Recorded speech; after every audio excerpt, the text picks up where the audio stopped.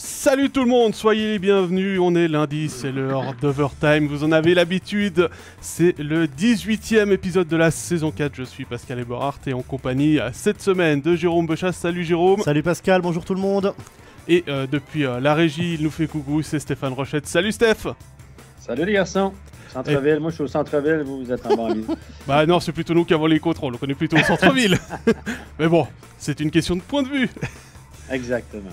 Salutations à tous ceux qui nous ont déjà écrit dans le chat, vous êtes déjà nombreux avec de nombreuses questions. J'en vois une de Richard qui nous parle déjà des deux renforts de Fribourg-Gotteron qui viennent d'être annoncés. On en parlera dans la partie sur Fribourg-Gotteron qu'on va combiner avec Genève-Servette. On terminera d'ailleurs avec cette partie-là puisque les deux équipes se sont affrontées en back-to-back cette semaine. On commencera avec Lausanne. Ensuite, on ira à Joie, Bienne, et donc l'affrontement Fribourg-Genève. Mais avant tout ça, je vous rappelle que dans l'après-midi, vous pourrez retrouver la version vidéo sur Facebook en rediffusion, également sur YouTube, ainsi qu'en version audio sur Spotify, SoundCloud et Apple Podcast. Et à 20h ce soir sur MySports 1 pour l'intégralité de cette rediffusion. N'oubliez pas également de nous suivre sur les différentes plateformes des réseaux sociaux pour ne pas louper d'actualité. Puis comme je le dis, messieurs, je pense qu'on va y aller tout de suite, hein. On a beaucoup de choses à discuter. On va commencer avec le Lausanne Hockey Club, puisque l'équipe a joué seulement mercredi. Un Lausanne Hockey Club, on l'a dit, qui a joué mercredi, mais on va pas tellement revenir sur le match, messieurs. On va plutôt s'intéresser sur ce qui s'est passé en deuxième période avec cette charge d'Andreas Vingerli sur Mika Salomaki. Et le Finlandais du Lausanne Hockey Club est blessé, sera absent quelques semaines. Stéphane, je me tourne vers toi puisqu'on était ensemble à Zug mercredi. Sur le moment, tu as tout de suite dit, ça mérite plus que les 2 minutes que les arbitres ont infligées à Vingerli. Ouais, évidemment, je vais prêcher dans le désert de nouveau, mais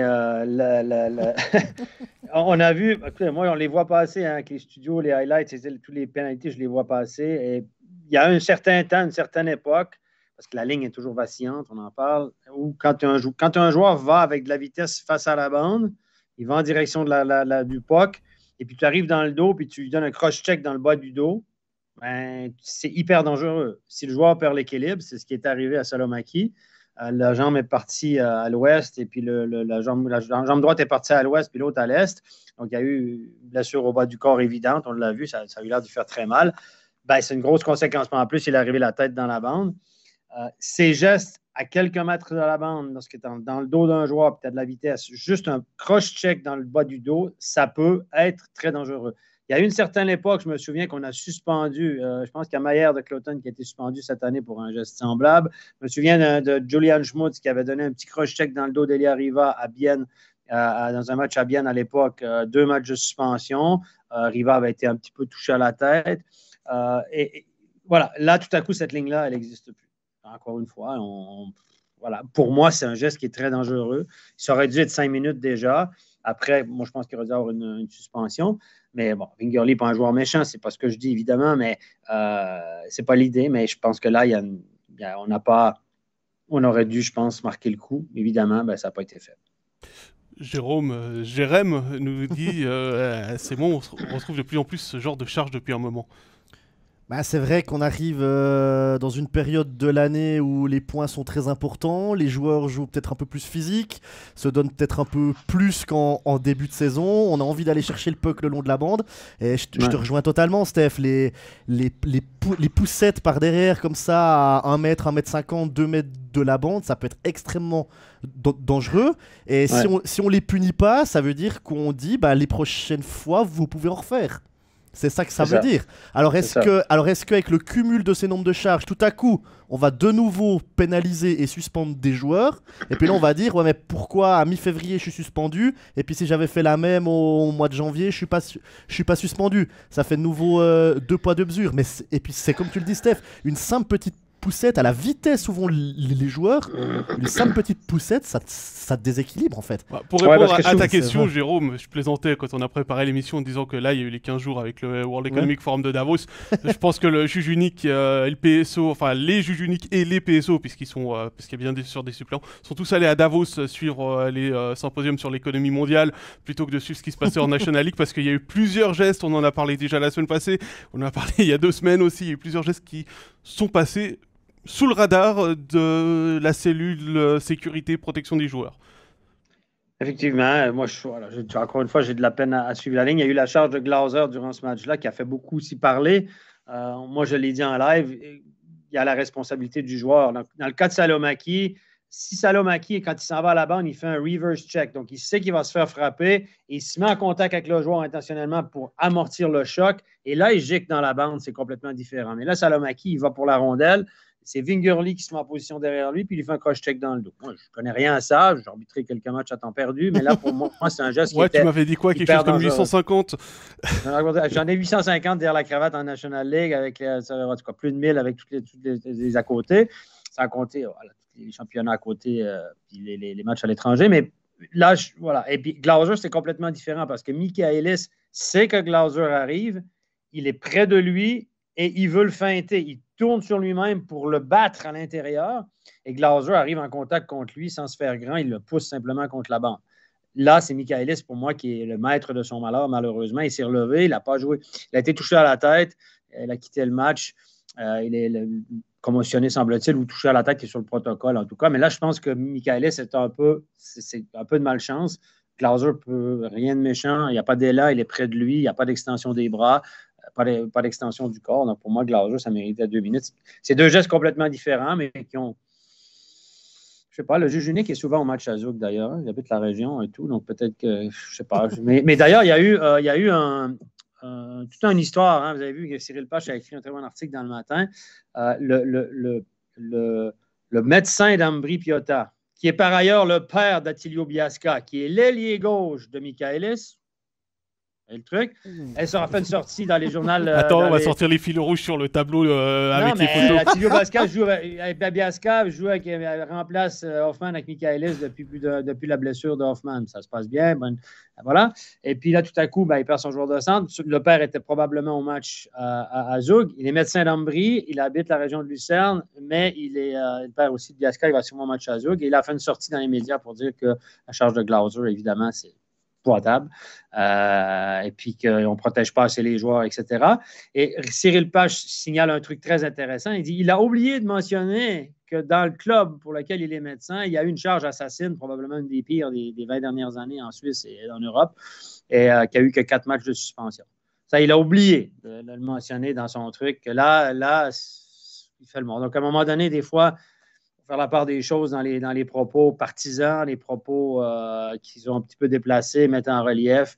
Je trouve que là, c'est un peu déplacé, surtout que je pense de façon à peu près unanime dans le milieu que la charge de Glauser méritait rien. Puis je veux quand même mentionner aussi que les arbitres qui protégeaient les joueurs, j'ai jamais vu un arbitre donner une pénalité préventive, c'est-à-dire au cas où ça arrive. Parce qu'en général, comme arbitre, tu pénalises après coup. Peut que pénaliser. Après ça, on peut dire, ouais, d'ailleurs, juste pour la parenthèse, dans le cas Dauphin, le plaidoyer de l'avocat de la défense de Dauphin d'Ambry, c'était de dire que les arbitres avaient beaucoup trop à laisser aller durant le match et puis que finalement, cette charge-là, c'était la cerise sur le gâteau. Et puis, si les arbitres avaient sifflé plus de pénalités avant, mais Dauphin n'aurait pas été fâché, donc il n'aurait pas fait cette charge assassine. Vous voyez la déduction? Alors donc ça, moi j'ai déjà entendu. Très, très fort, hein. Ça, j'ai déjà entendu dans les matchs où tout à coup on dit ça. Où on dit, ouais, les arbitres, ils ont laissé aller, il y a eu des charges au premier tiers qu'ils n'ont pas sifflé, et du coup, ça monte en escalade. Mais comme on n'a pas sifflé au premier tiers, on peut pas finalement siffler la même au deuxième et la même au troisième. Alors, ça serait dans la ligne de match, mais de là à dire que Dauphin a raison de péter les plombs, si les arbitres avaient sifflé 2-3 fautes de plus, il aurait été plus calme, le Dauphin, et puis ce serait contrôlé, puis ça ne serait pas arrivé. Alors moi, là, j'ai un peu de peine. Là. C'est vrai que quand tu joues avec la ligne, quand ça monte un peu, les arbitres doivent montrer la ligne, mais les gestes dangereux, ça reste un geste dangereux. Mais c'était juste pour... Voyez, les petits défauts internes comme ça, des fois, on sait comment ça se passe dans le milieu. La ligne de défense d'Ambry Piotta dans le cas Dauphin, c'était de blâmer les arbitres. Ouais, tu vois, Frédéric, il a anticipé ce que tu allais dire puisqu'il vient de nous écrire. N'oubliez pas que c'est toujours la faute des arbitres. Avec plein de. C'est un message préventif, du coup. C'est un message préventif. Voilà, exactement. Non, mais au cas que ça arrive. À part ça, messieurs, là, je voulais pas qu'on déborde autant sur Laurent Dauphin, sur la faute, mais la question qu'on se pose, c'est qui va aller aux côtés de Suomela à la place de Salomaki. Il y a du choix à Lausanne quand même. Mais c'est un joueur avec qui Antti Suomela s'entend très bien, ça fonctionne très bien. Je pense que Ward va pas toucher à Haapala sur l'autre aile, mais maintenant il faut mettre quelqu'un de ce côté-là. Bah, Yannick nous propose déjà une solution, Raffle. Bah, j'ai la même. Il y aurait Raffle, évidemment, pour apporter du poids, pour apporter du physique. Il y aurait Jason Fuchs aussi, pour sa rapidité, pour sa vision du jeu, pour les mains. Après, ça fait une ligne un peu assez petite, on va dire, parce qu'Apala est pas très grand. Donc là, il y aurait de la vitesse, évidemment, entre les trois, mais au niveau physique, ça serait peut-être pas forcément ça. Et puis, il y aurait toujours la solution Kovac, qu'on peut mettre aussi dans ce bloc-là. Alors, on sait que Kovac, il déçoit depuis le début de la saison, on va pas se mentir. Est-ce que tout à coup, ça peut lui redonner un deuxième souffle de jouer avec Suomela? Est-ce que Suomela arrive à peut-être redonner de la confiance à Kovac, le mettre en avant, et Kovac, du coup, peut mettre Suomela aussi des bons pucks comme Salomaki lui donne?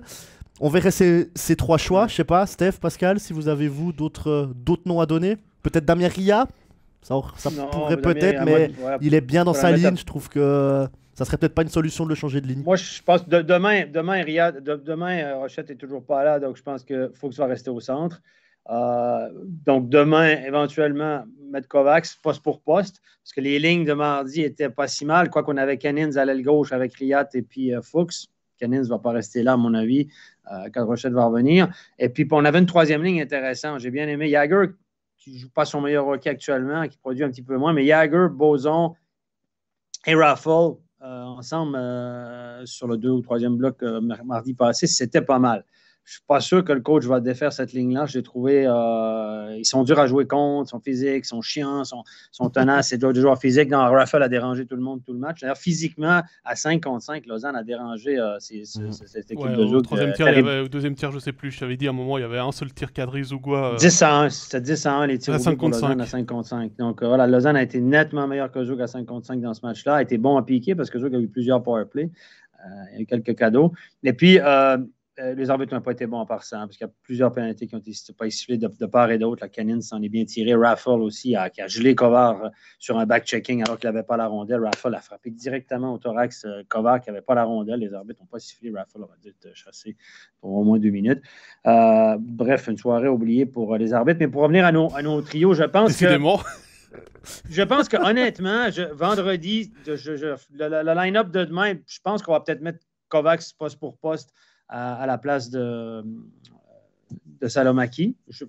J'imagine ça, s'il ne veut pas trop défaire sa chimie. Quand Rochette va revenir vendredi, c'est mon avis, je n'ai pas d'infos là-dessus. Je ne détesterais pas mettre Fuchs avec Suomela et Apala, même si ça fait une petite ligne, et remettre Rochette au centre avec éventuellement Raffle à l'aile gauche. Laisser Kovacs là, refaire Rochette au centre, Fuchs à gauche et Ria à droite qui avait bien marché les derniers matchs ensemble aussi.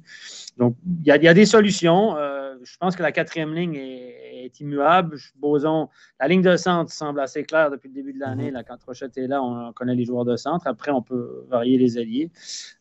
C'est peut-être l'opportunité pour Kovacs aussi. Peut-être le coach va y passer un message demain et dire écoute, là, tu as le moral à plat, etc. Demain, tu rejoues sur le premier bloc. Si tu fais le job, tu vas rester là. Là, il va avoir le feu au cul. Ça va être l'enfer. Donc, non, mais c'est une façon de motiver un gars. Tu te rends compte. C'est là, tu as ta chance. C4 n'est pas revenu. C'est pour ça que je proposais Kovac comme solution. Oui, parce que oui, effectivement, il ne faut pas oublier l'équation C4. Ouais, ben, est-ce que le meilleur ailier, ça serait C4? Ouais, honnêtement, ça serait C4 la meilleure solution. Mais idéalement, oui, parce qu'en plus, ça ne défrait pas la ligne Raffle, Boson, Jäger. Il y aurait un joueur un peu plus gros aux côtés d'Apala et de Suomela. Effectivement, je pense que comme tu disais, Stéphane, Fuchs, Ward, il aime bien à l'aile. Ouais. Pourquoi pas? Et puis dans le chat, c'est parti en petit délire, puisqu'il y a 3 gardiens, pourquoi pas mettre un des gardiens avec Suomela Non, mais c'est surtout parti de Martikainen, parce qu'à Bienne, on dit que Martikainen, il fait n'importe quoi avec les lignes. Voilà, c'est ça. Alors ils se disent qu'à Lausanne, il pourrait faire la même chose, et pourquoi pas mettre Pache en attaquant. Non, mais bon, je pense qu'il y a une certaine une certaine constance de logique. Ces 4 joueurs de centre, depuis le début de l'année, quand ils sont en santé, c'est ça. Suomela, Rochette, Jagger et Allman, ça semble assez clair. Fuchs est plutôt à l'aile dans ces moments-là. Il y a eu Fuchs qui est en feu actuellement. Il a eu du succès à l'aile. Là, il a marqué les 2 derniers matchs au centre, mais les 3-4 matchs avant, il était à l'aile puis il marchait aussi bien. Donc, c'est pas le fait qu'il joue au centre, à mon avis, qui a déclenché quoi que ce soit.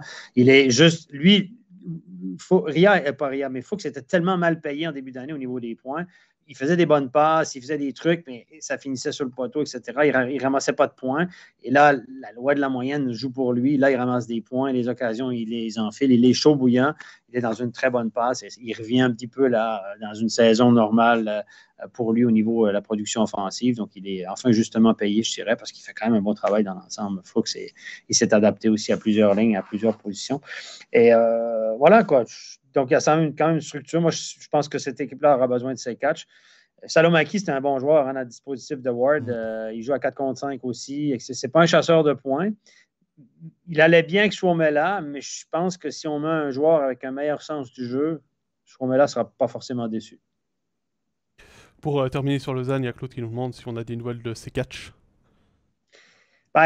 C'est toujours un peu bas du corps, milieu du corps à peu près, là, dans le haut du bas. Dans le haut du bas. Entre les cheveux et les chevilles, c'est ça? Dans le haut du bas, ouais. C'est une blessure musculaire dans son cas qui tarde à guérir un peu. Donc, je pense que l'équipe va relativement bien, il faut le dire. Il y a des étrangers surnuméraires, donc je pense qu'on dit à ces catchs, prends ton temps. Il n'y a pas le feu au lac. Prends ton temps parce qu'on en aura besoin dans les playoffs. Ce catch, gros volume de jeu en playoffs, son implication physique et tout. Je pense qu'on lui dit guéris comme il faut. Si c'est une blessure musculaire, tu reviens trop vite puis tu t'aggraves. Après, c'est encore 3-4 semaines. Je pense qu'on va. Je ne serais pas surpris qu'on attende avant la pause. Jusqu'à la pause, ça lui donnerait encore presque 3-4 semaines jusqu'à. Je pense que le premier match après la pause, c'est le 13 février. Pourquoi forcer 2-3 matchs avant la pause? Voilà. Donc, dans son cas, comme Raffle est revenu puis fait du bon boulot, beaucoup de leadership, moi, je pense qu'on ne va pas forcer dans son cas. C'est mon avis, parce que les playoffs, là, visiblement, Lausanne va faire les playoffs. Donc, la fin de saison. Ce serait étonnant que Lausanne ne soit pas directement en playoff. Voilà pour le Lausanne Hockey Club. On va parler du HC Ajoie. Et puis, comme on va étendre un petit peu la discussion, j'ai vu qu'il y avait plein de questions sur les derbys sur quoi. Mais c'est lié à ce qu'on voulait discuter de toute façon. Donc, on passe au HC Ajoie. Alors un HC Ajoie qui a fait le job ce week-end, back-to-back contre Zug, une victoire là-bas, un bon match à Porrentruy, une défaite de justesse. Tout le monde s'est dit waouh, Ajoie a fait 3 points, ils reviennent sur Cloton. Et puis Cloton, ils enfilent 6 points à Zurich sur le week-end. Et l'écart se creuse encore entre les Jurassiens et les Aviateurs. Alors c'est pour ça qu'on a dit que Ajoie est un peu les poissards du week-end. C'est vrai que les Jurassiens, ils ont cet objectif de finir 13e pour avoir l'avantage de la glace en play-out. Ça mettrait aussi un sacré coup au moral aux joueurs de Cloton, évidemment, parce que déjà que Cloton, on les attend après leur saison de l'année passée, on les attendait peut-être pas en play-out cette année. Finalement, ils sont avant-derniers. Si en plus Ajoie arrive à les dépasser juste avant la fin de saison, ça pourrait aussi leur mettre un sacré coup au moral. Puis là, les Jurassiens, ils ont un objectif pour cette fin de saison, justement d'aller chercher cette avant-dernière place. Et puis là, tu te dis, waouh, on fait 3 points à Zug, c'est vraiment super. Et puis Zurich qui perd 2 fois contre Cloton. Alors, est-ce que Zurich a fait exprès? Je ne pense pas. Parce que ça m'étonnerait quand même qu'on entre sur glace en disant « Eh les gars, faites exprès de perdre ». Après, on peut aussi dire aux joueurs zurichois « Ne vous couchez pas devant tous les pucks ». Vendredi ou samedi, lors du premier match, ils ont joué avec le gardien remplaçant. C'était Tsumbul au but. Ça aussi, voilà, ça veut peut-être dire on donne du temps de jeu. Mais c'est comme ça pour toutes les équipes. On a souvent vu le gardien remplaçant jouer contre Ajoie, contre Cloton, contre Langnau, contre Rapperswil aussi. Ma foi, est-ce que c'est que la poisse pour Ajoie? Je pense que oui, mais ça n'enlève rien au fait que ces temps, Ajoie joue vraiment bien.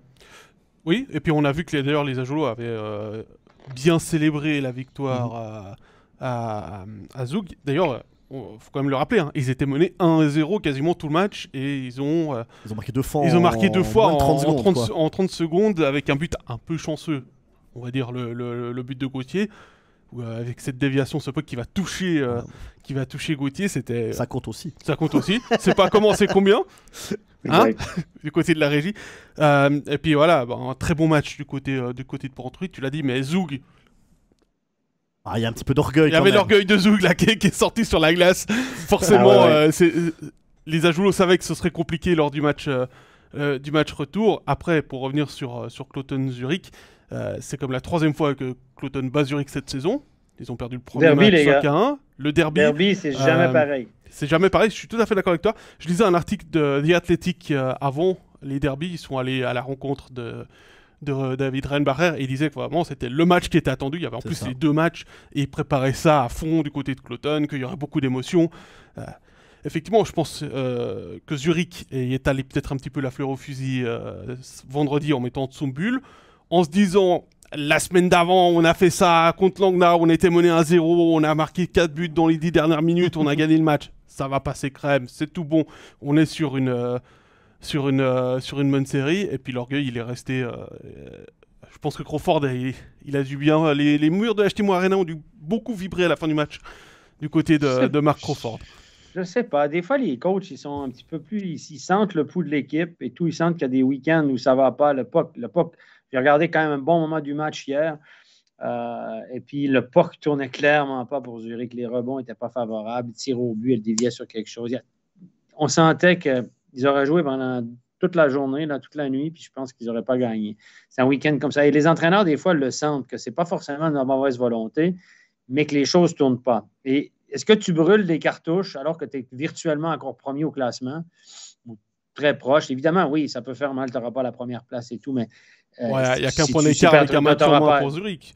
Voilà, donc, mais est-ce que tu brûles des cartouches, tu pètes les plombs avec tes gars pour ça, ou tu dis simplement, là, on ne joue pas mardi, setback, on donne une journée de congé lundi, mardi, on revient sur des meilleures bases, on refait de la vidéo, on revient à la base un petit peu, et puis on reset.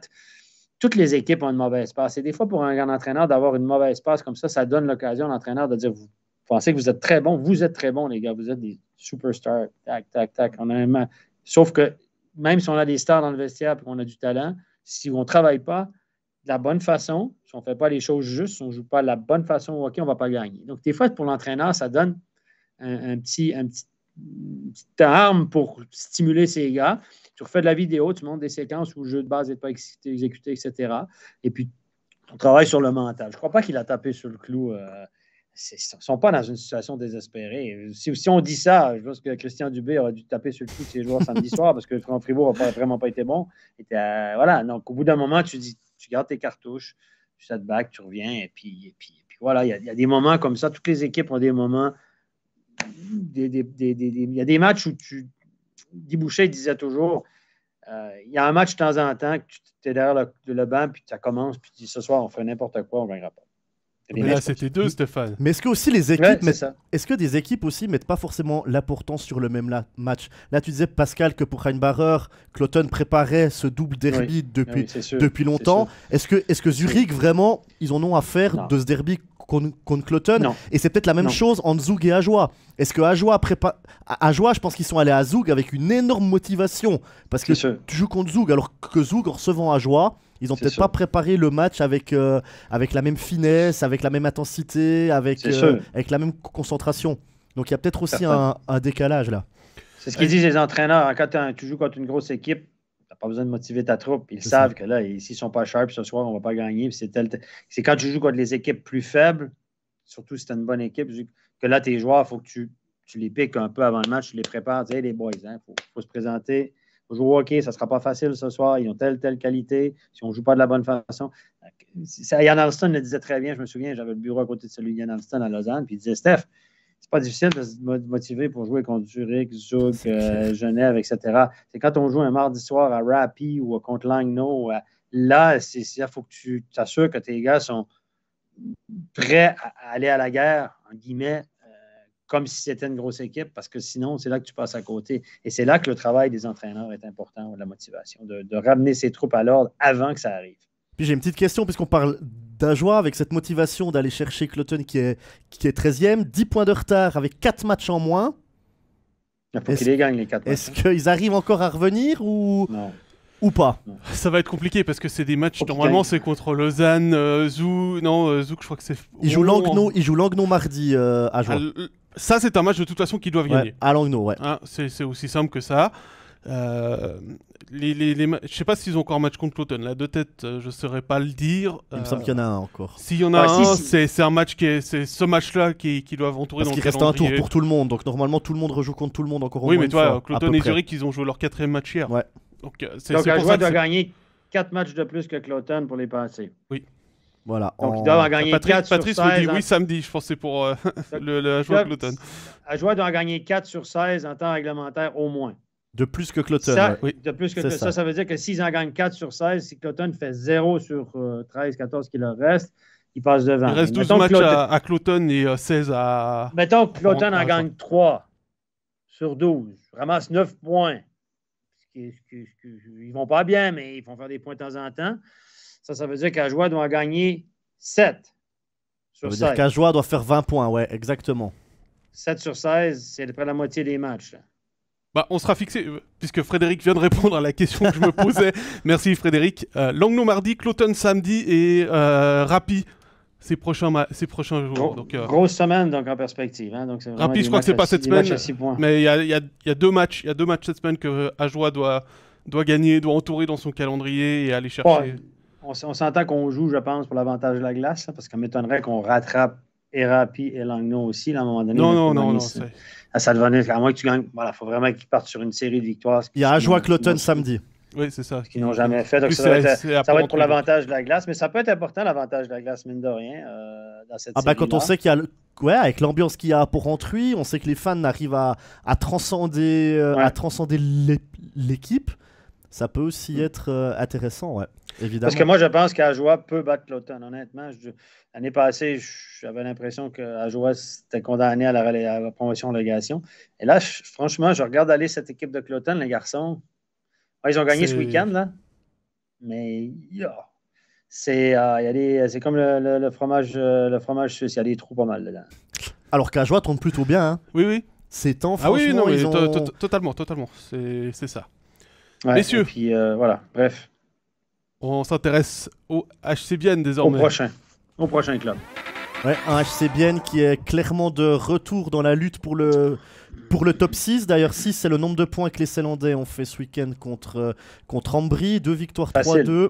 Une au Tessin, une à Bienne. Alors facile, non, je dirais pas facile, Steph, parce que les 2 matchs, franchement, Bienne a montré beaucoup de solidarité. Ils sont vraiment allés chercher ces 3 points. Et puis Yannick Radgeb me disait voilà, les 2 matchs qu'on gagne ce week-end, c'est typiquement les 2 matchs qu'on aurait perdus au mois d'octobre ou au mois de novembre. On est en train de retrouver confiance en nous. Alors, ils ont retrouvé tous leurs joueurs. Le niveau moyen de l'équipe s'est forcément augmenté. Ça, c'est logique. Incomparable. Mais Radgeb me disait, voilà, j'ai marqué vendredi, j'ai marqué samedi. Chaque joueur a retrouvé confiance en lui parce que l'équipe recommence à faire des points. Si je ne me trompe pas, c'est 8 victoires sur les 11 derniers matchs pour les Biennois. J'ai noté 22 points lors des 10 derniers matchs et 16 lors des 17 derniers. Ils ont fait 22 sur les 30 derniers possibles.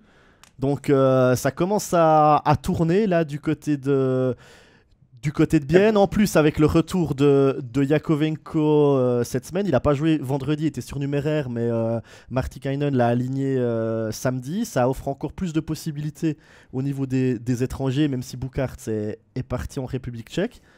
Donc un bon Bienne. C'est vraiment qu'il ne jouait plus, lui. Justement, ouais. Ouais, mais il jouait plus peut-être parce qu'il allait aussi partir. Et puis Bienne qui va à Zurich demain. On verra le test parce que là, ils ont battu 2 fois Ambry. C'est bien, mais maintenant, il faudra voir contre les grosses équipes. C'est pas la même chose. Hein. C'est demain qu'ils jouent à Zurich ou vendredi? C'est vendredi. Vendredi à Zurich. C'est pas le bon moment de rencontrer Zurich, malheureusement pour eux. Là, ils ont perdu 2 matchs contre Cloton. Là, je vous garantis qu'il y aura une réaction vendredi de la part de Zurich. Donc, c'est pas le bon timing pour rencontrer Zurich. Vous allez me dire, ils sont au fond du trou, mais il y aura une réaction de Zurich vendredi. Les joueurs vont un peu pomper un petit peu. Mais c'est pas le bon moment pour rencontrer Bienne non plus. Donc, on annule le match alors. On annule le match, Steph. Balle au centre. Et puis, on remet du Covid là-dedans. Les Bienne, écoute, c'est le Bienne qu'on avait évalué en début de saison avec cette équipe. Là, il y a Eponiemi qui retrouve sa game shape. Il y a Offer qui retrouve sa game shape. Je trouve qu'Arras fait quand même une bonne saison. Le fort est bon de façon assez constante. Raya là aussi. Olofsson, on le voit moins un petit peu, mais. On l'a même pas vu samedi, il était surnuméraire. Puis on a un bon gardien. Un gardien, les gars, qui fait des arrêts clés, qui aide son équipe à gagner à tous les soirs. Et même s'il n'est pas hyper occupé, il fait des arrêts clés. J'aime tellement ce gardien, Sateri. On ne parle pas souvent de lui, mais c'est une pièce maîtresse de cette équipe-là. Parce que quand il y a JVP dans la cage, bon, JVP joue plus beaucoup, mais c'est pas du tout la même équipe en face de lui. Van Pottenberg, à part le match à Lugano et Davos, il en a pas eu beaucoup cette saison. Bah, c'est les 2 derniers qu'il a joué. Voilà. À Davos, à Lugano, parce que Sateri n'a pas fait le voyage. Mais c'est juste ce que tu dis, Steph, parce qu'on a vu vendredi dans le deuxième tiers, Bien est clairement dominé. Sateri fait les arrêts clés, il prend un but sur le powerplay, mais il peut rien du tout. Je veux dire, le tir de Heed, il est parfait. Et puis samedi, Bien est mené 1-0, et il y a un contre avec Doué où franchement ça aurait dû faire 0-2. Et puis Sateri fait l'arrêt, et puis ensuite Bien va gagner le match. Donc Sateri fait les arrêts clés, comme tu dis. Il est très, très bon. Honnêtement, il est très, très bon. Puis cette équipe-là, moi, je l'ai dit, elle va être redoutable en fin d'année. Il y a plein de gars qui vont arriver avec un paquet d'énergie en fin de saison parce qu'ils ont raté beaucoup de matchs, il y a eu des blessures, etc. Puis, à un moment donné, tu as ton lot de malchance à avoir durant l'année. Puis là, elle est arrivée septembre, octobre, novembre. Et puis là, tout à coup, les pièces maîtresses retombent en place. Je ne suis pas sûr que les gars apprécient le coach plus qu'avant, mais je pense que des fois, le fait que tu n'aimes pas un coach, et là, je me fie à ce que j'entends, ça fait les joueurs font bloc en se disant on va jouer pour nous, les gars, on va se regrouper. Puis cette équipe-là a été loin l'année passée en play-off. Donc, il y a un certain esprit de corps, un esprit d'équipe qui s'est formé, qui s'est soudé. Ils ont eu des succès ensemble. Mais je pense que les joueurs sont soudés entre eux. Et même si tu n'aimes pas forcément le coach, ben, tu joues pour toi, pour le groupe. Puis tu dis les boys, on va y aller ensemble. Voilà. Donc, l'autre, il peut parler sur le banc, il peut parler dans le vestiaire. On applique les consignes, mais on n'écoute pas trop ce qu'il dit. On me dit c'est souvent ça, c'est souvent ça quand il y a un coach qui fait l'unanimité contre son vestiaire, enfin, quel vestiaire qui est contre. Soit on joue contre le coach, soit on joue pour nous. Ensemble, pour nous. Et je pense que c'est ce qui se passe à Bienne. Puis la tactique à Bienne, c'est pas le coach qui l'a fait, c'est l'assistant coach. Donc le tacticien derrière tout ça, c'est l'assistant coach. L'autre, il est théoriquement le motivateur. Moi, j'ai une petite question à vous poser parce que j'ai commenté le back-to-back Bien-Ambry vendredi et samedi. Et puis, il y a une question il y a quelque chose de quoi les supporters parlaient entre eux. C'est Rayala aligné avec Ischier et Barofner. Et en rigolant, on se disait qu'est-ce qu'a fait Rayala pour jouer avec Ischier et Barofner? Alors, est-ce que vous comprenez la position de Rayala avec Ischier et Barofner, ou pour vous c'est un truc, un gros point d'interrogation? Parce que bon, ok, Ischier et Barofner ils jouent physique, ce que fait pas Rayala, donc ça peut faire un bon complément, mais on a l'impression que Rayala ne reçoit plus de puck. Parce que Barofner et Ischier, c'est pas les plus grands passeurs de la ligue non plus. Donc est-ce que vous comprenez cette ligne Rayala, Ischier, Barofner? Non, pas du tout. Mais c'est pas le premier match où ils le font. Il me semble que la semaine passée, ça fait déjà plusieurs matchs. Ouais, c'est ça. Déjà à Cloton, il y a 2 semaines, c'était ça. Donc Ischier, Barofner, c'est compliqué. Ischier n'est pas, comme tu dis, Steph, n'est pas un joueur de centre. Là, on dirait que c'est le gars facile, le gars qui dit rien. Quoi. Il dit moi, je vais aller là, coach, pas de problème. Je suis content d'être à Bienne. C'est ça. Non, mais je comprends pas. Honnêtement, c'est le meilleur joueur de cette équipe-là, offensivement. Là, on s'entend que c'est le joueur le plus imaginatif, c'est la bougie d'allumage à l'attaque. C'est le gars qui te marque des gros buts. Tu le mets avec un gars qui voit rien. Ouais, parce que samedi. Deux gars qui ne voient pas grand-chose, quoi. Dans le sens qu'ils sont. On s'entend que quand ils chient, c'est pas très. Il n'y a pas de grosse vision du jeu. Donc, je sais pas. Moi, je comprends pas. Comme toi, je trouve que tu dois le mettre avec au moins un gars, un passeur, un gars qui va leur repérer. Parce que samedi, Olofsson était surnuméraire et du coup, il a mis Rayala, Ischier, Barofner et Berchi avec As et Offert. Et on se disait, mais pourquoi pas mettre Rayala avec As et Offert, et puis tu mets une 4e ligne, Berchi, Ischier, Barofner, avec 3 joueurs qui travaillent beaucoup, 3 joueurs qui aiment aller dans les bandes, 3 joueurs qui se donnent toujours à 120, 130, 140%. Et puis là, on a l'impression que tu affaiblis 2 lignes en fait. Est-ce que c'est pas un peu bizarre? Écoutez, soyons honnêtes, Berchi le disait lui-même dans le petit reportage qu'on a fait, c'est pas un joueur de centre. Il n'a jamais joué au centre. Il a joué au centre quand il y a eu des blessés. Mais jouer au centre, les gars, c'est beaucoup plus difficile de jouer au centre qu'à l'aile. Non, mais tu peux le mettre à l'aile de Ischier Barofner, par exemple. Oui, tout à fait. C'est Ischier au centre. Mais moi, je pense qu'il voulait remettre Berchi à l'aile. Je vais le mettre là. Et puis, il voulait... Je pense que c'est ça aussi, parce que jouer au centre, là, ça devient, il y a des grosses responsabilités défensives, il y a des engagements. Ça n'a rien à voir avec le travail d'allié. Hein. Et Berchi, peut-être qu'il s'est dit, c'est assez risqué là, de le mettre au centre.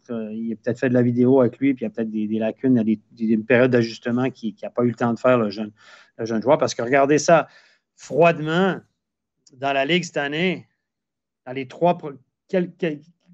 quel jeune joueur joue au centre dans les 3 premières lignes cette année dans la Ligue? Théo? Il y en a un.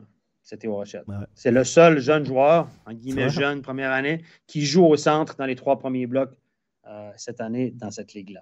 Les jeunes qui sont arrivés, Biasca, il a joué au centre un peu au Canada, il est à l'aile. Cormier, il est à l'aile. Il y a Verboen qui joue au centre, mais il joue au centre souvent. Quand il joue au centre, il joue sur la 4. Quand il a joué sur les 3 premiers blocs, c'était à l'aile. Puis Verboen a 24 ans. Hein? Bon, c'est sa première année dans la ligue. Rohrer, etc. Donc, regardez Nussbaumer, il joue sur le premier bloc avec des étrangers à Davos à l'aile. Alors qu'on sait qu'il peut jouer au centre. Donc, dans cette ligue-là, des jeunes au centre, les gars, sur les 3 premiers blocs des responsabilités, il n'y en a pas. Il y en a un, c'était au Rochette. Donc, c'est ça la réalité. Les gars, ils n'aiment pas mettre des jeunes joueurs au centre parce qu'ils ont un peu peur de leur côté défensif, etc., etc. Et puis, ça vient avec énormément de responsabilités aussi. Ouais, je pense à un deuxième, mais il ne joue pas beaucoup, c'est Christophe Cavalieri à Genève. Ouais, mais il joue sur la 4. Il joue sur la 4. Moi, je parle des 3 C'est pour ça, blocs, je comprends tout à fait ta question. Top 3, avec quel joueur a la bouteille, a les épaules pour assumer cette position-là, engagement, rôle défensif, c'est très compliqué. C'est compliqué. La première année, c'est très compliqué. Il y a Chuck Morris qui nous propose de mettre Noah Delémont dans la ligne des bannis. Comme ça complète. Beat Forster Beat Forster était malade ce week-end, donc Noah est rentré dans l'alignement. 7e défenseur vendredi contre Ambry, je crois qu'il a joué quoi 7 minutes. Et c'est beaucoup pour lui ces temps-ci. Et puis samedi, il était 8e défenseur, donc autant vous dire qu'il n'a pas mis le pied sur la glace, quoi. Il n'a pas joué. Non. Mais moi, tu l'as dit dans ton commentaire, justement, Jérôme, tu étais à Ambry vendredi, c'est toi qui as commenté, puis tu as dit Stamfli et puis Christon sont à la peine ce soir. Et puis, le coach qu'il a fait, c'est qu'à la mi-match, il a plus aligné Noah Delémont parce que, selon lui, c'était le moins bon des 3. Excuse-moi, là, il regarde où le garçon?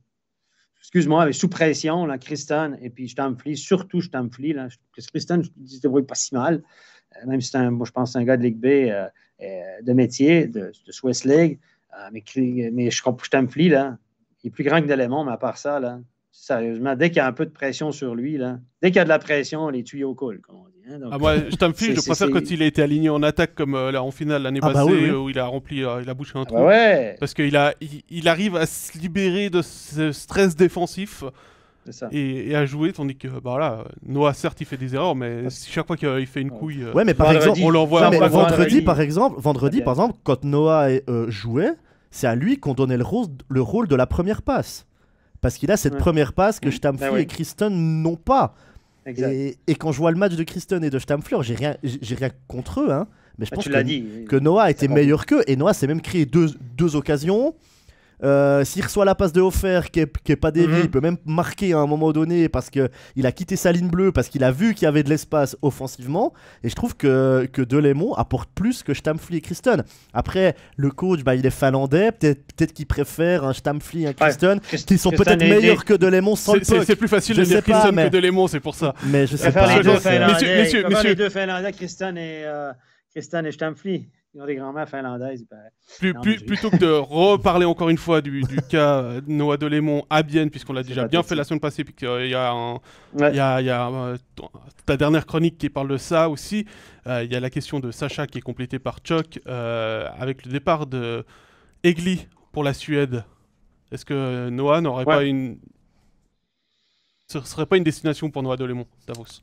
Pourquoi pas, surtout qu'à Bienne, ils ont prolongé le contrat de Gaël Christ. Et puis ils ont engagé Dionisio.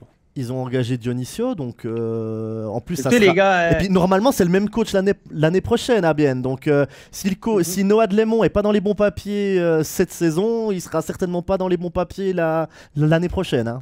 Ça, c'est sûr. Là, il paraît que Steinegger n'est plus d'accord de laisser partir Delémont. Donc, il y a eu des tractations, il y a eu des discussions, et au final... Pour cette saison. Finalement, pour cette saison, pour la suite, parce qu'il y a encore un contrat pour l'année prochaine, peut-être que Steinegger... Moi, ma lecture de ça, et c'est totalement personnel, je n'ai pas d'infos là-dessus, c'est que Steinegger, je te dis, on finit la saison comme ça, je garde ce coach-là, puis peut-être qu'on se sépare du coach l'été prochain à l'amiable, et puis que le Noah Delémont va retrouver son poste en alignement l'année prochaine, en sachant que Forster arrête, etc., etc. Bon, là, on a signé Dionisio, qui arrive du Canada, un autre jeune. Mais peut-être que Steinegger s'est dit, bon, le coach ne peut pas avoir d'éléments, là. Visiblement, il ne voit pas dans sa soupe, là, il ne voit pas dans son urine le matin. Donc, alors, d'éléments, sois patient. L'année prochaine, si le coach n'est pas là, tu vas retrouver ta place. Je ne veux pas faire de toi un nouveau Valentin Nussbaumer, puis que tu ailles ailleurs, puis tu aies du succès, qu'on perde un petit gars de la place. Parce qu'à Bienne, honnêtement, on parle beaucoup des clubs formateurs, puis Bienne donne la chance aux jeunes, etc. Il y en a combien de jeunes de Bienne qui jouent actuellement, Jérôme? Il y a Noah, il y a Jérémy Berchi. C'est tout. Et puis Gaëtan Haas, puis Gaëtan, au club, mais il est plus vieux. On peut dire Gaëtan, mais pour un temps, on se disait qu'à Bienne, les jeunes, machin, bah oui, Schlepfer et Reinhardt sont plus là. Enfin, ils sont prêtés en Swiss League. Donc, c'est comme les autres, c'est comme à Genève, à Cavalerie. Voilà, donc à Fribourg, il n'y en a pas beaucoup non plus. Il n'y en a pas beaucoup, il y a des plus vieux, mais bon, peu importe. Tout ça, donc, je pense que Steinegger, au niveau politique, au niveau sponsor, au niveau opinion des fans, parce qu'on sait que c'est aussi important en Suisse, si tu perds d'éléments, tout le monde va te tomber dessus. Donc, je pense qu'il a dit à Danois, ronge ton frein jusqu'à la fin de l'année, puis l'année prochaine sera 2024-25 sera meilleure. J'ai regardé ton horoscope chinois. L'année prochaine, ça va être nickel pour toi, Noah. Mais non, je rigole, mais on ne veut pas le laisser aller. Il y avait eu des discussions avec Cloton, et là, on a engagé Sidler. Donc, Sidler, c'est dans le même pattern un peu que Delémont, bon, avec la rondelle, etc., c'est offensif. Et là, évidemment, Davos, mais est-ce que Noah Delémont, c'est un défenseur avec un style particulier, les gars. C'est un profil particulier.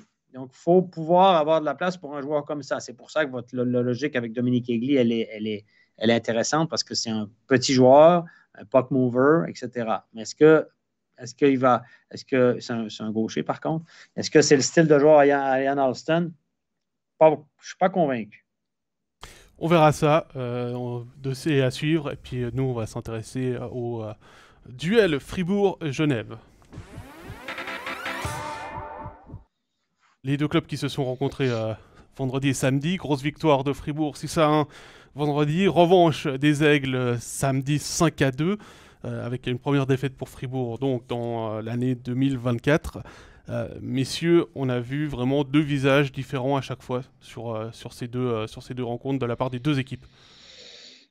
Oui, ça a fait la crêpe entre le vendredi et le samedi. Honnêtement, autant Genève et... Pardon, j'ai appuyé sur le mauvais bouton. Pas fini, c'est fini ou c'est en mode? Non, j'ai appuyé sur... j'ai le manque à glisser. Vas-y, recommence ta phrase. Autant Genève était pas très bon, vraiment apathique vendredi, pas d'énergie, retour peut-être des émotions de la Champions League la semaine passée. Donc vendredi, ils étaient pas terribles, honnêtement. Fribourg n'a même pas eu forcé son talent pour les battre facilement. Et il y a eu plusieurs erreurs. Et puis samedi, je pense qu'il y a eu une réaction de Genève Servette, oui, mais je pense que c'est Fribourg qui en a connu une molle, comme on dit. Donc, c'est un mauvais match. Une punition d'entrée de Kylian Motin, un accroché, en entrée de zone, boum, 2 buts rapides. J'ai l'impression qu'après ce 2-0, Fribourg n'a pas été vraiment menaçant. Il y a eu quelques bons moments, mais ils n'ont jamais pu redresser la barre et puis revenir dans ce match-là. Donc, ça a été deux physionomies. Les deux équipes à la maison ont gagné sans difficulté, je dirais. Ouais, puis on a revu un bon Artikainen, il me semble, qui fait 2 ou 3 assists sur le match de Assists, samedi. ouais. Et puis comme tu l'as dit, Steph, Genève a eu de l'orgueil. Ils ont pris une claque le jour d'avant, ils ont voulu aller très fort, il y a cette pénalité d'entrée, premier powerplay goal. Le deuxième but, c'est Pouliot qui marque un but, on va dire un petit peu chanceux, mais il le veut, son tir. Berra se trouve un petit peu quand même, et puis 2-0, les Vernets s'enflamment, toi t'es motivé, et puis ils sont allés gagner ce match assez facilement. 3 bons points pour Genève, qui sont toujours dans la lutte pour la 6ème place. Les playoffs directs, c'est pas encore fait pour les Servétiens. Et puis là, pour Genève, qu'est-ce qu'ils vont faire maintenant les Genevois jusqu'à la finale du 20 février? Est-ce que tu joues à fond le championnat, quitte à risquer de te blesser et puis de pas jouer la finale de la Ligue des Champions ou... Il doit jouer comme tu dis. Ils doivent jouer quand même, mais il faudra quand même gérer, quoi. Ils sont à la lutte pour la 6ème place. Il y a Bienne, il y a le facteur X qui est Davos qui a 2 matchs de moins que les deux finalistes. Bienne et Genève ont un match de moins que Lugano et Berne qui sont juste devant. Mais tu dois quand même pas te griller pour la finale, pas arriver complètement mort pour la finale de Ligue des Champions. Ouais, Ça, tu peux oui, pas, non, tu peux mais pas calculer comme ça. Mais je pense. la Ligue des Champions, c'est dans un mois. C'est ça, ouais, bah, il y a le temps. Il y a la semaine Et de il y aura la pause pause, encore. ouais. Donc ils ont le temps pour l'instant de se concentrer sur le championnat. Il faut qu'ils se concentrent sur le championnat. Fribourg doit aussi se concentrer sur son championnat pour sa lutte pour la première place. C'est important aussi de ce côté-là. Effectivement, on a vu des deux côtés l'orgueil, hein, les Fribourgeois qui voulaient de nouveau passer un message aux champions vendredi soir. C'est la deuxième fois qu'il y a un score fleuve pour Fribourg à la BCF Arena face à Genève. Et comme tu l'as dit, il y a eu cette réaction d'orgueil le lendemain pour Genève. Moi, ce qui a été le plus étonnant quand j'ai vu les feuilles de match, c'était de revoir Mayer au but. Un deuxième samedi de suite. Bah, surtout après la défaite de la veille. Ça s'était mal passé le week-end précédent avec l'alternance Olkinuora-Mayer. Et puis là, des bouts que j'ai vus, Mayer a fait un bon match. Oh oui, il a fait son job, honnêtement. Je tourne vers toi, Stéphane, ouais. Je suis pas convaincu. Je suis pas convaincu de Mayer depuis le début de l'année. Hein. C'est pas une assurance tout risque, mais j'étais surpris aussi. Bon, Olkinuora a pas mal joué vendredi, hein, mais il a pris 6 buts. Peut-être que c'était l'occasion de changer. La question que je pose, que je lance en l'air comme ça, on verra où ça va rebondir. Qu'est-ce qui arrive avec Gauthier Desclous, les gars?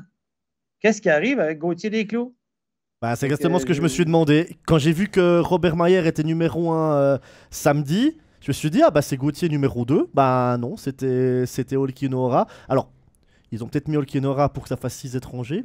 Ça, je sais pas pour faire le nombre. Sauf si tu sais que tu vas faire entrer ton gardien, ça sert à rien. Mais du moment que tu mets pas Olkinuora numéro 1, tu dois lui donner sa soirée. Reste à la maison ou viens au match à 19h avec la famille ou je sais pas. Mais ça aurait dû être Desclous numéro 2, honnêtement. Et là, qu'est-ce qui se passe? Bon, est-ce qu'on peut lancer la rumeur? Parce que mes oreilles ont entendu, et ce n'est qu'une rumeur, j'ai aucune confirmation. Il y a des rumeurs qui envoient Gauthier Desclous à Bienne. Donc, c'est quelque chose qui... Mais pourquoi, Steph? Pour maintenant ou pour l'année prochaine? Pour l'année prochaine. Ok. Donc, en doublure de Saint-Thierry en numéro 2 devant Jeannette. Voilà. Donc, c'est la rumeur que j'ai entendue. Et c'est une rumeur. Je n'ai pas de confirmation. C'est venu à mes oreilles qu'il y a des bruits qui... Voilà. Et puis il y a des bruits qui disent que Mayer, ce serait déjà réglé. Il aurait déjà renouvelé son contrat à Genève. Ce serait déjà réglé, mais que ce ne serait pas annoncé. Voilà les deux rumeurs. Je mets des sidérés et je dis que c'est une rumeur parce que je n'ai pas de double confirmation. C'est venu à mes oreilles. Il paraît que l'homme qui a vu l'homme qui a vu l'ours. Et ça ferait un peu de sens, je trouve, honnêtement. Je pense que Gauthier Desclous, si on garde Olkinuora l'année prochaine, ce qui serait, je pense, une bonne décision, si on renouvelle Mayer, parce qu'on préfère Mayer à Desclous, ben là, je pense que Desclous va dire non, moi, je ne veux pas faire... troisième gardien dans cette ligue-là, alors que j'étais un gros premier gardien. Moi, signé un contrat de 4 ans parce qu'on a fait confiance à un gardien suisse. Je me souviens de tous les articles, tous les arguments à dire on fait confiance à un gardien suisse dans la cage, etc. Contrat de 4 ans. Là, tout à coup, tu te retrouves troisième. Donc, lui, il se dit moi, je veux jouer au hockey.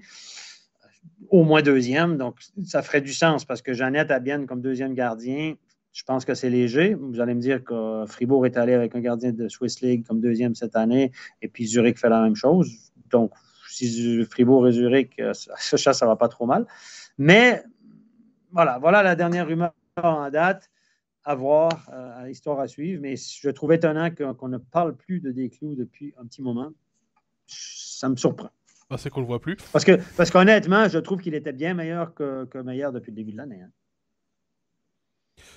Oui, j'étais en train de regarder autre chose, un commentaire. J'ai pas trouvé l'information que Fabrice nous disait que C4 était annoncé apte à jouer par Lausanne. Je sais qu'il a patiné, je sais qu'il a assez entraîné.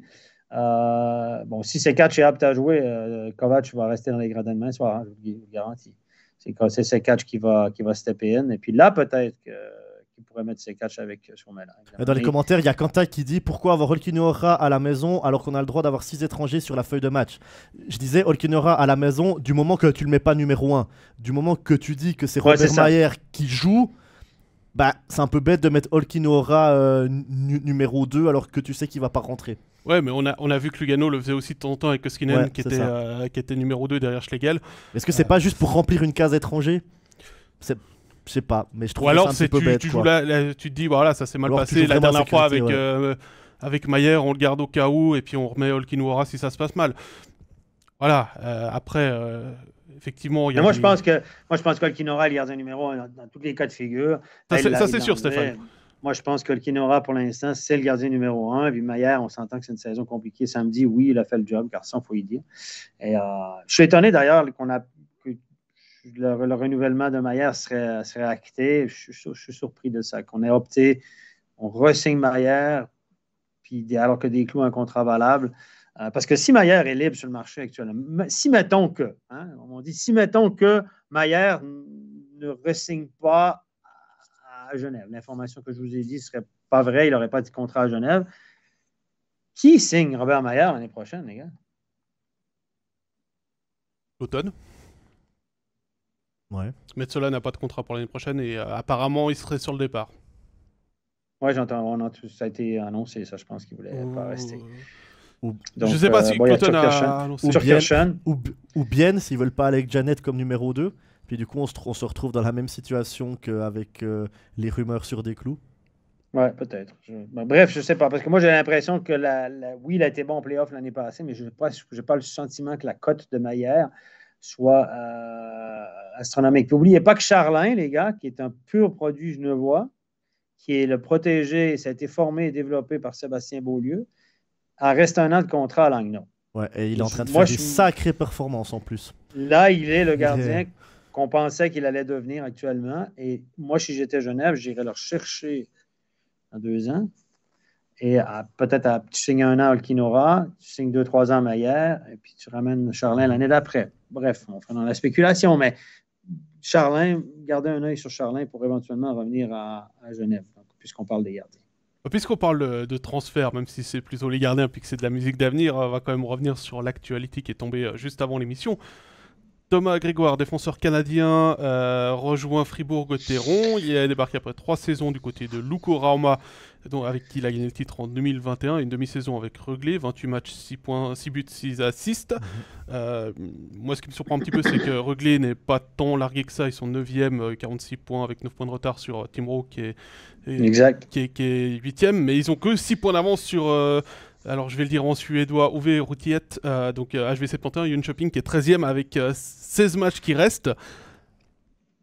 C'est surprenant de voir un joueur qui part de Rögle. C'est pas le premier qui part de Rögle. Hein. Il y a eu Riley Shin aussi qui est parti de Rögle. On sait que c'est le moment où les joueurs, les clubs suédois sont en train d'affiner leurs effectifs aussi pour les playoffs et les play-in. Pas forcément que pour les budgets, parce qu'il y a la relégation en Suède. Pas comme en Finlande. Et... je pense que c'est plutôt le côté, ils ont trouvé un autre joueur et ils se débarrassent de celui-ci qui avait peut-être une clause pour le 31 janvier puisque c'est la date... J'ai envie de dire tant mieux pour Fribourg, finalement. En plus, c'est un droitier. Il n'y en a que 2 des droitiers actuellement comme défenseurs à Fribourg. Il y a Diaz et puis Souter. Donc ça blessé long terme, justement, on sait pas s'il va rejouer cette année. Justement, donc finalement, il n'y a que Diaz, Sétan qui est droitier, donc ça donne évidemment une solution supplémentaire à Dubé. 1m80, 77 kg. C'est pas forcément un gros défenseur. Ouais, justement, c'est pas un gros défenseur. Mais par contre, quand on voit son nombre de points, par exemple, pendant ses 3 saisons à Lukko, 162 matchs, 108 points, on voit que c'est un buteur. C'est quelqu'un qui apparemment donne des bons pucks pour les autres.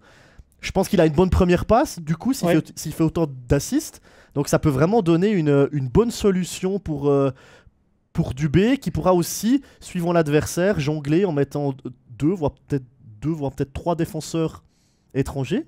Tout à coup, pourquoi pas 3 derrière, 3 devant. Il y a beaucoup de manipulations possibles. Et puis surtout, on se couvre si jamais un étranger défenseur se blesse. C'est surtout ça, le plus important. Ouais. Grégoire, c'est un bon défenseur. Moi, je l'ai vu jouer dans le junior au Canada. Il joue à Sherbrooke. Donc, n'oubliez pas que Christian Dubé est très près du club junior majeur de Sherbrooke. C'est son bled. Hein. Il a joué là, etc. Donc, certaines ramifications qui ne sont pas étonnantes. J'avais entendu son nom déjà cet automne, Grégoire. Et c'est un bon défenseur. Alors, moi, je l'ai vu jouer. C'est pas un gros gabarit, mais il est construit pour l'Europe. Mobile, bonne première passe, droitier. 1 point par match dans la Ligue junior majeure du Québec les 2 dernières saisons. Il a signé un contrat de NHL. Il a joué à AHL un petit peu, mais c'est pas le gabarit, c'est pas un gars assez physique pour jouer à NHL. Malheureusement pour lui, c'est un peu comme Gunderson. c'est pas le prototype NHL, là, c'est pas ceux-là qu'on aime. Et je pense que lui, il veut peut-être se faire une pub. Je sais pas à quel point, s'il va jouer vraiment, parce que là, tu peux pas retirer vraiment. Les étrangers qui sont là sont presque intouchables. C'était la question de Gaëtan qui rebondissait sur ton 3-3, que tu sors qui devant, mais tu sors qui actuellement, tu sors qui derrière. Non, mais il est obligé de le faire jouer avant les playoffs. Bien sûr. Tu peux pas prendre un étranger, lui faire que les entraînements, puis tout à coup, t'as un pépin sur un match, et puis tu dois le faire jouer. Si on regarde de manière t'es quand même obligé de le faire un peu jouer. Pour le faire jouer rapidement. Moi, je garderais les 4 devant, actuellement. Ouais, et puis tu fais un tournus Et je derrière. ferai un tournus avec Borgman derrière, parce que c'est celui qui me déçoit un petit peu en ce moment. Ouais. Je suis d'accord, mais en même temps, tu joues dans la tête de Borgman.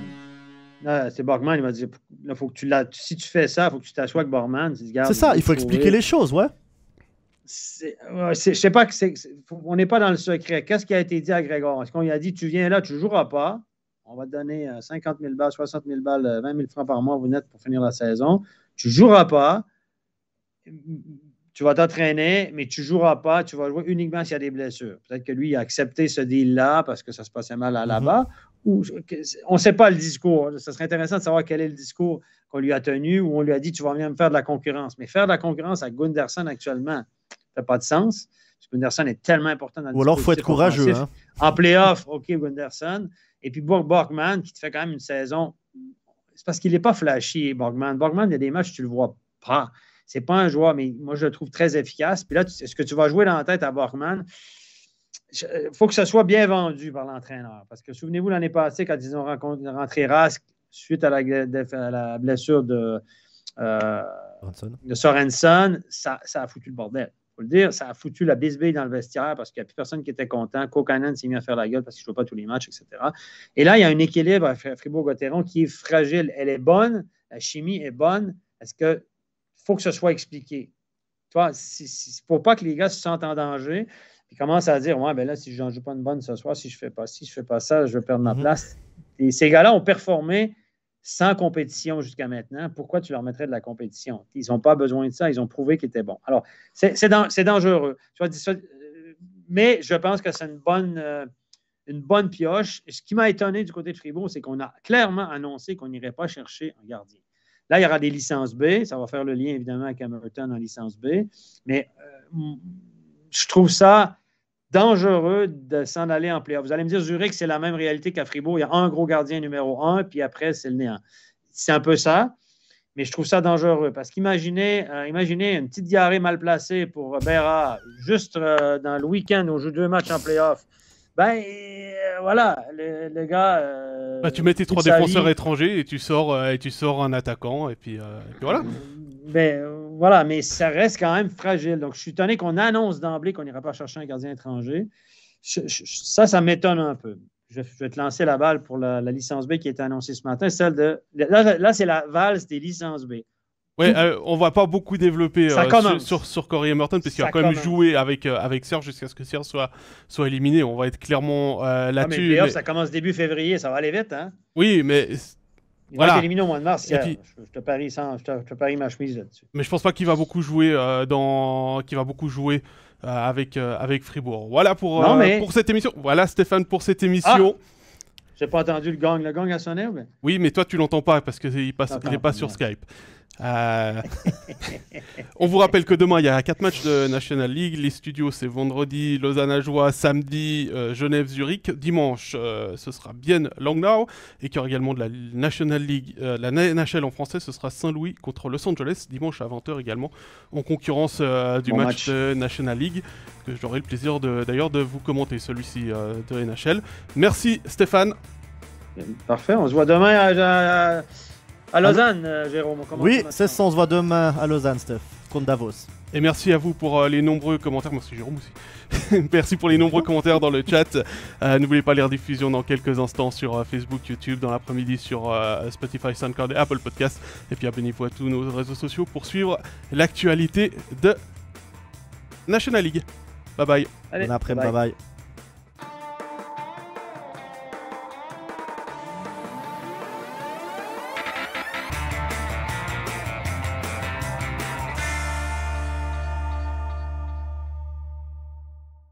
tous les matchs de National League, les ligues internationales et les meilleurs documentaires sur toutes les plateformes.